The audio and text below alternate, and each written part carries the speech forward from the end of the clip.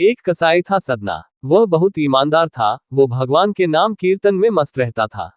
यहाँ तक कि मांस को काटते बेचते हुए भी वह भगवान नाम गुनगुनाता रहता था। एक दिन वह अपनी ही धुन में कहीं जा रहा था कि उसके पैर से कोई पत्थर टकराया। वह रुक गया। उसने देखा एक काले रंग के गोल पत्थर से उसका पैर टकरा गया है।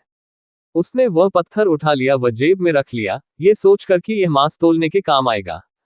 वापस आकर उसने वह पत्थर मांस के वजन को तोलने के काम में लगाया। कुछ ही दिनों में उसने समझ लिया कि यह पत्थर कोई साधारण नहीं है। जितना वजन उसको तोलना होता, पत्थर उतने वजन का ही हो जाता है। धीरे धीरे यह बात फैलने लगी कि सदना कसाई के पास वजन करने वाला पत्थर है। वह जितना चाहता है पत्थर उतना ही तोल देता है। किसी को 1 किलो मांस देना होता तो तराजू में उस पत्थर को एक तरफ डालने पर दूसरी ओर 1 किलो का मांस ही तोलता। अगर किसी को 2 किलो चाहिए हो तो वह पत्थर 2 किलो के भार जितना भारी हो जाता। इस चमत्कार के कारण उसके यहाँ लोगों की भीड़ जुटने लगी। भीड़ जुटने के साथ ही सदना की दुकान की बिक्री बढ़ गई। बात एक शुद्ध ब्राह्मण तक भी पहुंची। हालांकि वह ऐसी अशुद्ध जगह पर नहीं जाना चाहता थे जहां मांस कटता हो व बिकता हो, किंतु चमत्कारिक पत्थर को देखने की उत्सुकता उसे सदना की दुकान तक खींच लाए। दूर से खड़ा वह सदना कसाई को मीट तोलते देखने लगा।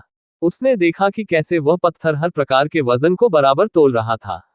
ध्यान से देखने पर उसके शरीर के रोए खड़े हो गए। भीड़ के छटने के बाद ब्राह्मण सदना कसाई के पास गया। ब्राह्मण को अपनी दुकान में आया देखकर सदना कसाई प्रसन्न भी हुआ और आश्चर्यचकित भी। बड़ी नम्रता से सदना ने ब्राह्मण को बैठने के लिए स्थान दिया और पूछा कि वह उनकी क्या सेवा कर सकता है।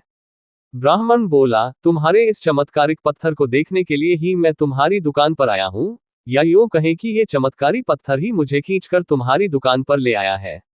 बातों ही बातों में उन्होंने सदना कसाई को बताया कि जिसे पत्थर समझकर वो मांस तोल रहा है, वास्तव में वो शालिग्राम जी हैं, जो कि भगवान का स्वरूप होता है। शालिग्राम जी को इस तरह गले कटे मांस के बीच में रखना व उनसे मांस तोलना बहुत बड़ा पाप है।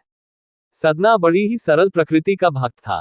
ब्राह्मण की बात सुनकर उसे लगा कि अनजाने में मैं तो बहुत पाप कर रहा हूं। अनुनय विनय करके सदना ने वह शालिग्राम उन ब्राह्मण को दे दिया और कहा कि आप तो ब्राह्मण हैं, अतः आप ही इनकी सेवा परिचर्या करके इन्हें प्रसन्न करें। मेरे योग्य कुछ सेवा हो तो मुझे अवश्य बताएं। ब्राह्मण उस शालिग्राम शिला को बहुत सम्मान से घर ले आए। घर आकर उन्होंने श्री शालिग्राम को स्नान करवाया, पंचामृत से अभिषेक किया व पूजा अर्चना आरंभ कर दी। कुछ दिन ही बीते थे कि उन ब्राह्मण के स्वप्न में श्री शालिग्राम जी आए व कहा, हे ब्राह्मण, मैं तुम्हारी सेवाओं से प्रसन्न हूं, किंतु तुम मुझे उसी कसाई के पास छोड़ आओ। स्वप्न में ही ब्राह्मण ने कारण पूछा तो उत्तर मिला कि तुम मेरी अर्चना पूजा करते हो, मुझे अच्छा लगता है, परंतु जो भक्त मेरे नाम का गुणगान कीर्तन करते रहते हैं, उनको मैं अपने आप को भी बेच देता हूँ।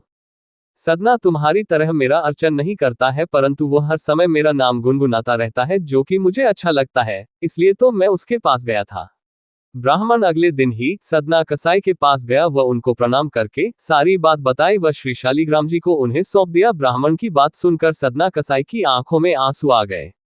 मन ही मन उन्होंने मांस बेचने खरीदने के कार्य को तिलांजलि देने की सोची और निश्चय किया कि यदि मेरे ठाकुर को कीर्तन पसंद है तो मैं अधिक से अधिक समय नाम कीर्तन ही करूंगा।